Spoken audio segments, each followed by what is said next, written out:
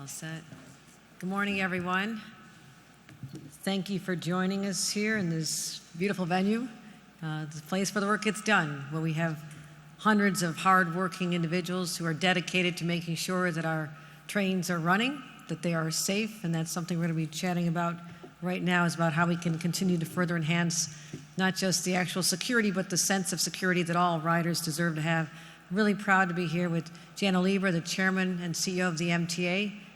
We are so impressed with how, the work on this really important issue, which is giving people the confidence to know that when they get on a train, they're going to have a world-class experience. We just talked about the 7 train, how you've dramatically increased the on-time numbers and just giving people a sense that things are back to normal. So thank you and your team at MTA for what you do. We're also joined by Pat Warren, the Chief Safety and Security Officer at the MTA, someone we're in regular contact with to see how we can, as a state, support the safety and security of this, this lifeblood of our city. Demetrius Critchlow is our MTA Senior, our VP for Subways, and Shirley Martin, the Vice President of Car Equipment from TWU Local 100, and thank you to all the members of Local 100 for what you do. It's starting to feel like the city's moving again, or if it's like back to normal, it really doesn't feel like it is moving because there's a lot of traffic. And I just experienced that coming out from speaking at the CGI and other activities that are going on in the city to remind us that we are back. It's a vibrant feeling, and people are getting back to school, they're getting back to work, and they're getting back to the subways. It's really makes you feel proud to see, and we have statistics and articles written recently about offices in New York City starting to be full of life again, full of people. A 38% increase in the number of people, according to a New York Times article, the biggest post-Labor Day increase of any major city. We're proud of that. Also on September 14th, the ridership, subway ridership, surpassed 3.7 million riders for the first time since the horrific days of March 2020, and that is an important milestone we've been striving for a while. Ridership is, depending on the time of day, up to 60-70% of the ridership it had been before the pandemic, but again, this also accounts for the fact that there's people with much more flexible hours. Not everybody is coming in Monday through Friday. They might have a hybrid situation, so that is absolutely going to affect our numbers. But people are getting back to normal. But as we listen to concerns, people are still concerned about transit crime. Statement of fact, it's real. And that's why we're leaning into finding strategies and technologies to make sure that we address just what we're doing here today. Because my number one goal always has been, always will be, keeping New Yorkers safe. And no one should ever have fear when they're simply going to school on the subways, on our trains, or going to their jobs. And last January, if you recall, when Mayor Adams was brand new on the job, the two of us went into the subways together with Jana, and we announced significant steps to improve subway safety, including having deployment of more NYPD officers in the subways to have that visible presence, not just to prevent crimes, but also to help solve them if they're committed. So it's helping enforce the rules. Also in June, I signed a bill into law to protect transit employees. These people truly are in a vulnerable situation, and we made it a felony to assault a station customer assistants, the maintenance workers, repair workers, and supervisors. Now we're starting to see some incremental signs of progress. That is good. There's no mission accomplished here today, but we're talking about the fact that we're looking at comparing our pre-pandemic levels of 2019, the last time you had a normal year, and transit crime is actually down 4.5% from our last normal year in 2019. So that is a positive development. And what we show is that as ridership increases, the number and incidences of crimes decreases. And from January to May, we had about 193 crimes per month. Again, talking about higher numbers coming back.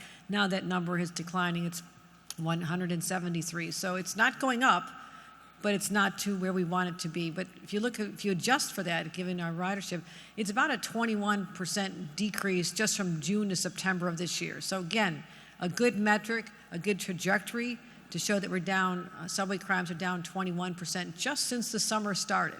And that's an important correlation, as I mentioned again, more riders means fewer crimes. So as we talk about how we can make people feel safer, and again, our law enforcement are the best in the world, we're trying to make sure that we have more monitoring in place.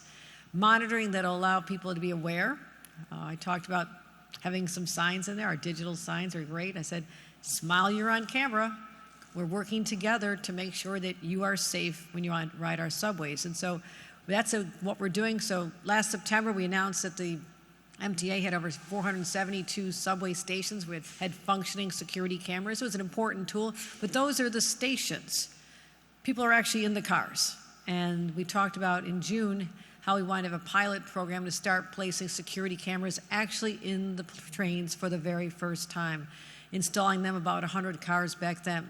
So while our pilot program is still underway, it's working very well.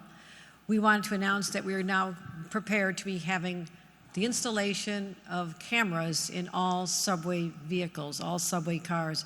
And that's awarded through grants from the federal government. The Homeland Security Department, Homeland Security committees have a program that has money for security for urban areas. So a combination of $6 million from that fund and also our MTA action plan, we have over $6 million ready to do this. So what we're going to be announcing is that we're having two security cameras that'll cover the width of the train, installed in each one of the 6,455 subway trains. Now, I'm optimistic, and I believe that these will also be a deterrent to people. You're going to be caught if you conduct any activity, where it's an aggressive act or whether it's a violent crime.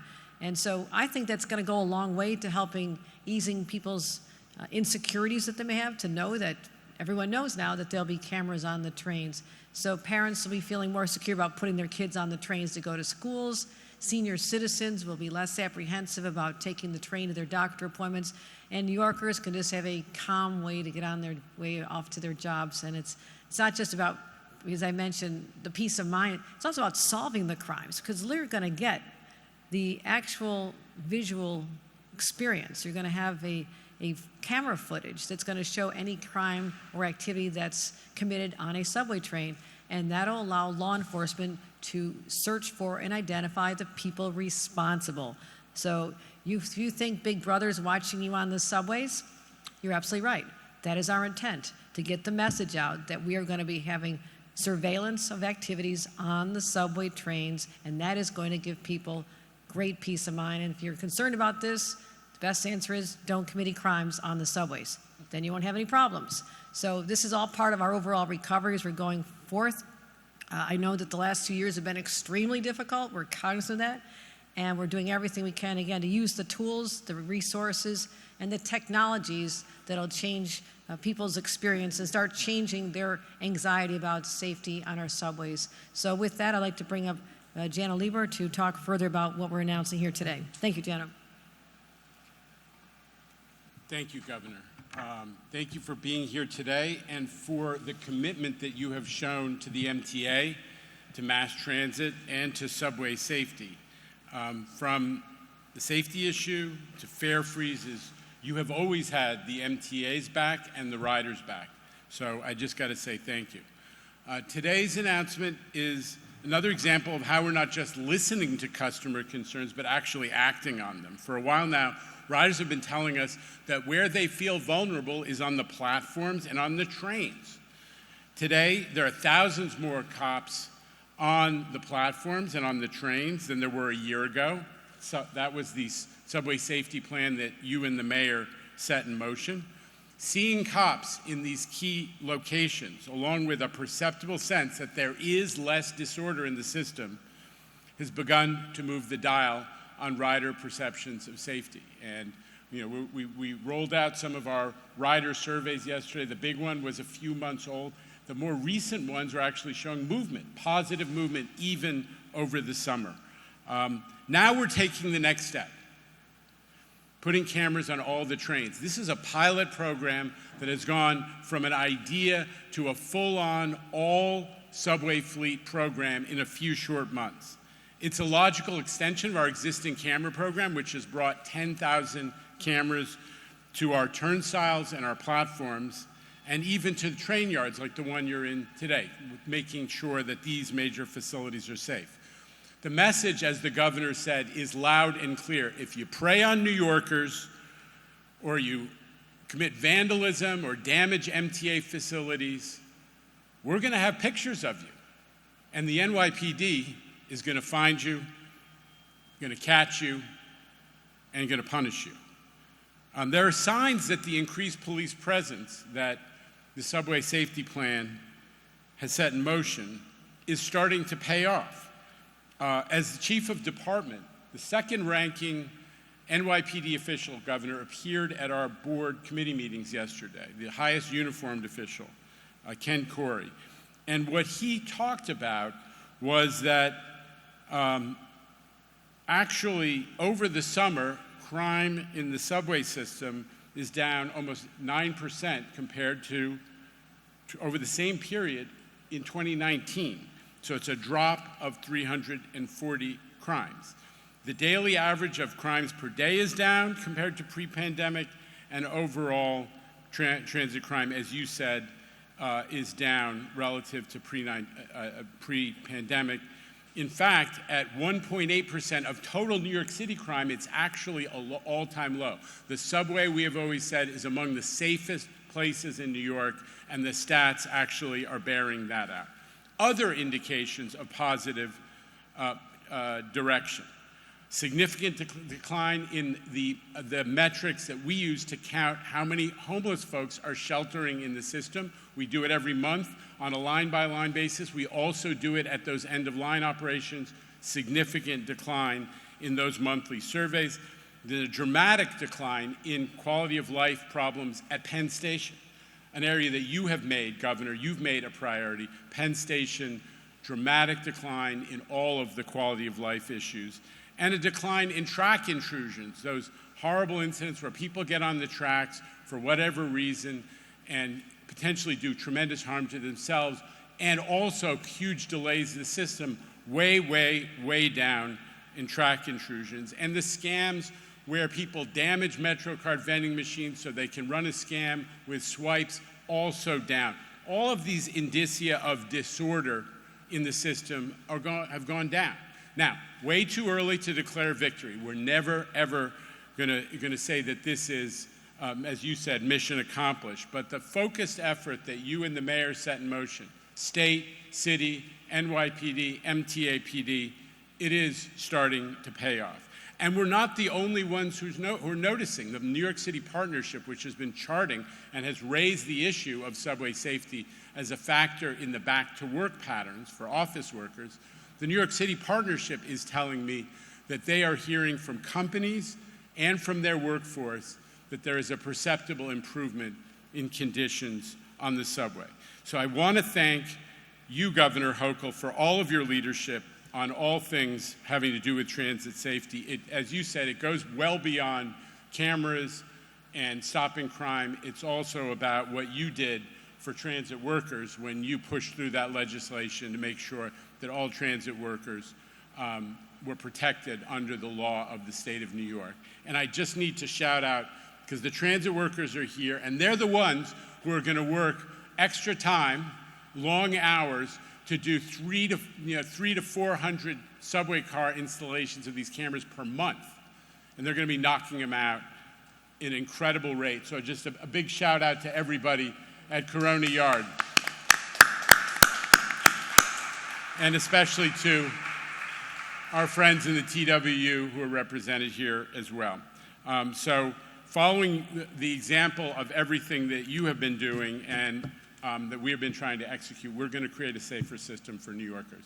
Now, I am told that it's time for me to cue a video of the inside of a subway car so folks in the press can see a little bit what it looks like.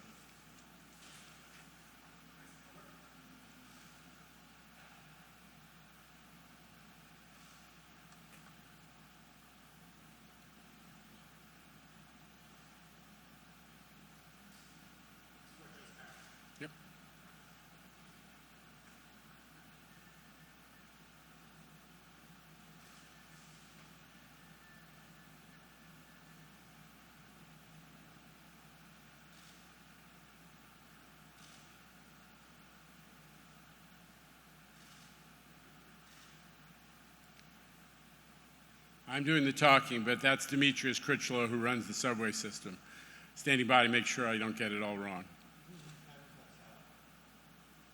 Sorry? No.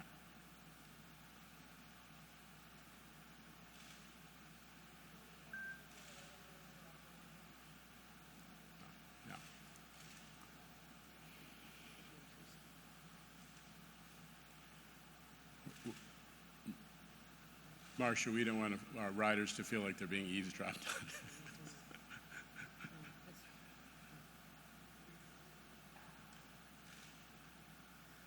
on. Okay, so you see a pretty high quality video. So with that. All right, again, very happy to be here at the Corona Train Yard to make this significant announcement. You saw the clarity of the pictures. That is going to, if you get that out, that is a huge deterrent, because anyone who commits a crime or an offense, an infraction on our subways, once these are all installed, you will be caught. And again, my gratitude to the hardworking members of the union and the workers here who come in every single day, and we're looking forward to really expedite the installation over 6,400 cars. So you don't know which one have the cameras right now. Ultimately, they all will, but I would all behave as if you're being watched, because you are.